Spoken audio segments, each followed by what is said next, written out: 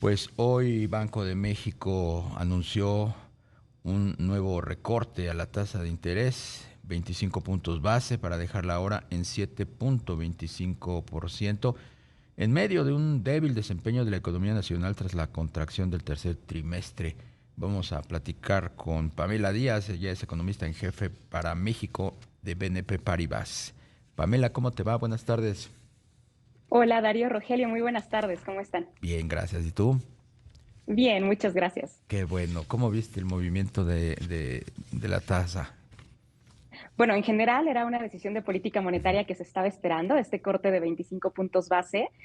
Sin embargo, sí hay algunos ajustes en la comunicación de Banco de México que llevaron a ciertas reacciones en el mercado al ser considerado un comunicado, pues hasta cierto punto menos dovish de lo que se estaba anticipando.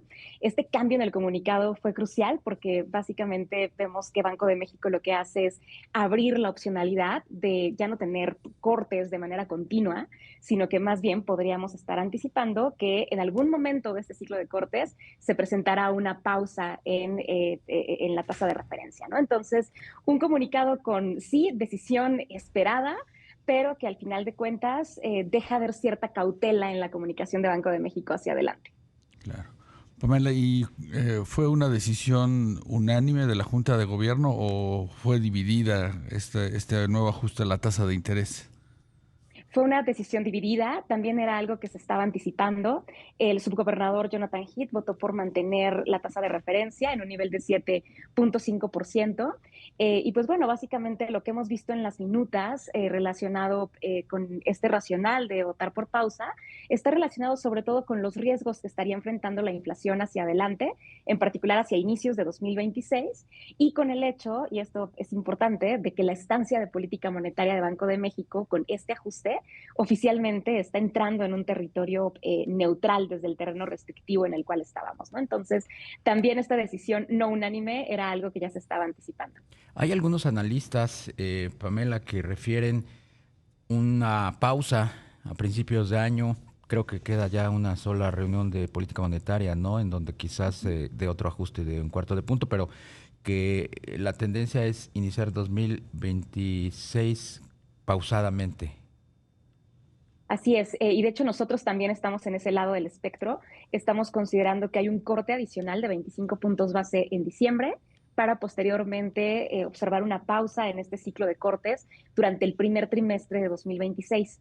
Esta expectativa realmente está basado en que, por un lado, a inicios de año vamos a ver cómo la inflación justamente incorpora varios de los choques que se están previendo, como lo son justamente nuevos aranceles y los cambios en el esquema impositivo del IEPS. Y a partir de aquí, pues probablemente podremos ver un retraso en la expectativa de convergencia, que recordemos Banco de México la tiene proyectada para el tercer trimestre del siguiente año. ¿De qué va a depender que Banco de México pueda reactivar justamente este ciclo de cortes?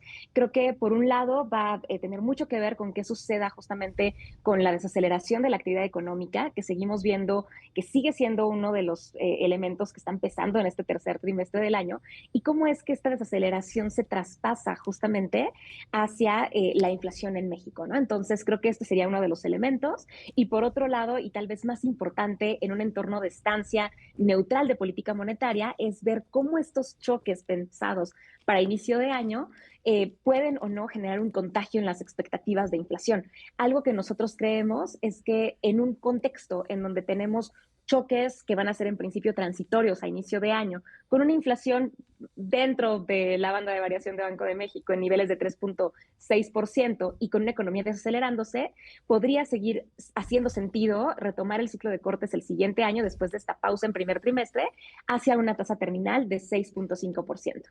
Claro. Pamela, esta baja en la actividad económica que nos mencionas, ¿se podría extender en la última parte del año?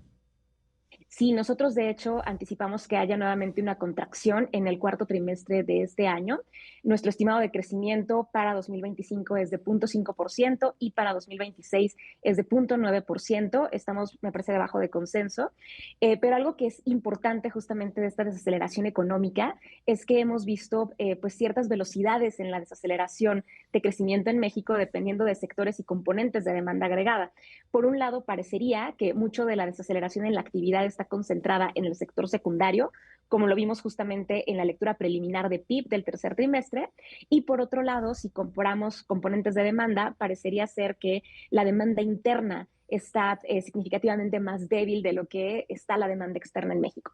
Esto es importante porque si es el sector industrial el cual está presentando esta desaceleración, entonces es menos probable que veamos un traspaso a la baja a la inflación de manera inmediata por esta desaceleración económica que en un contexto en donde fuese el sector terciario de la economía que suele traspasarse de manera más rápida a precios. Entonces, creo que evaluar no solamente la desaceleración, sino estas tendencias en las velocidades de desaceleración económica en función de sector o componente de demanda agregada va a ser clave hacia adelante. ¿Cómo visualizan ustedes el comportamiento de los precios pues de la canasta básica hacia el 2026? Bueno, es muy probable que se sigan presentando algunos choques que estén justamente retrasando esta convergencia.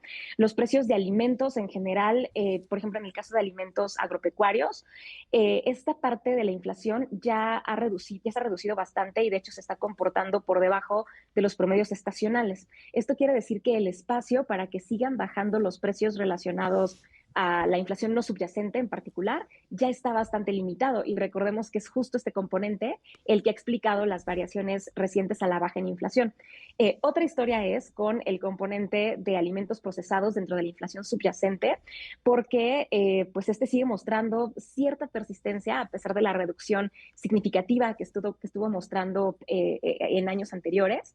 Y hacia 2026, este componente va a depender mucho de factores como, por ejemplo, cómo terminan redistribuyéndose las cadenas productivas, justamente el componente de alimentos, bebidas y tabaco dentro de exportaciones es uno de los que ha tenido un comportamiento atípico en cuanto a exportaciones y por ende también podría generar cierto traspaso a precios y pues de otros elementos también como lo son justamente tipo de cambio, ¿no? Entonces creo que la dinámica va a ser bastante compleja para el componente de mercancías alimenticias en contraste con el de alimentos que son más sujetos a choques dentro de la inflación no subyacente, en donde probablemente la tendencia sea hacia arriba.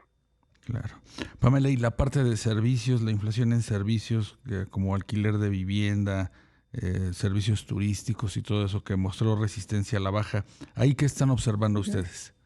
La inflación de servicios va a ser clave porque justamente, como bien mencionas, se ha visto bastante resistencia para adoptar una tendencia descendente en este componente de la inflación subyacente.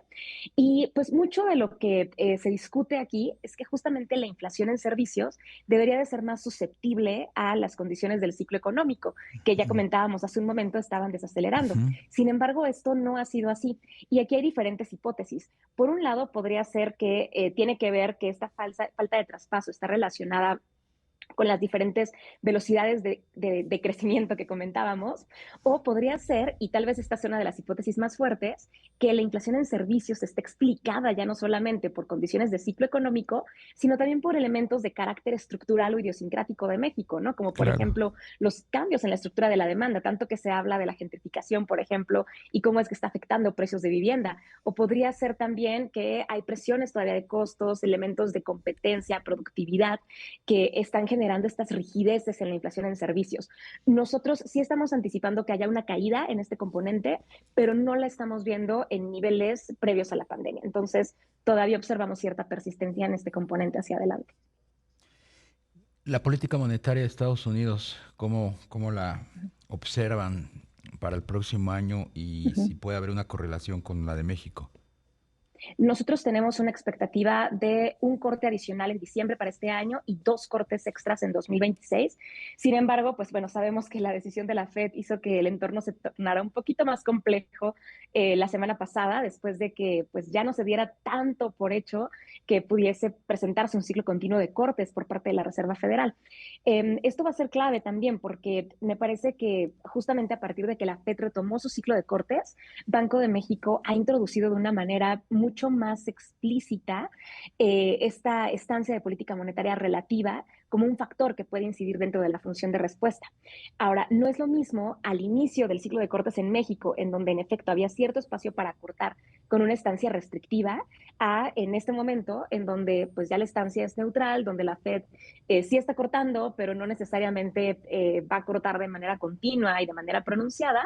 Y pues bueno, mucho de la reacción que tenga Banjico va a depender también de cómo es que el tipo de cambio reacciona a estos movimientos, tanto en la Fed como por parte de Banco de México. Para mí aquí la clave para que reaccione el tipo de cambio o no tiene que ver con que la política monetaria en México se siga manteniendo creíble y que la expectativa de convergencia inflacionaria pues sea consistente también con la política monetaria. Mientras eso sigue estando así, no debería de haber una reacción de tipo de cambio asociada a cortes en México porque no esté cortando la Fed.